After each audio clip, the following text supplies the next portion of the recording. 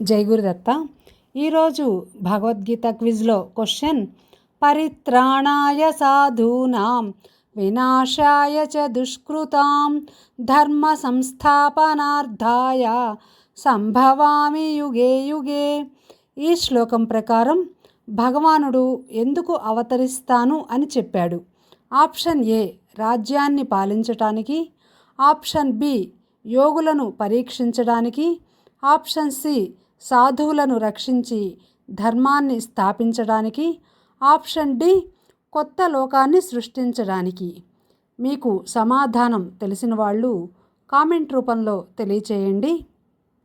అలాగే నిన్నటి భగవద్గీత క్విజ్లో క్వశ్చన్: యదా యదా హి ధర్మస్య గ్లానిర్భవతి భారత అభ్యుత్థానమధర్మస్య తదాత్మానం సృజామ్యహం.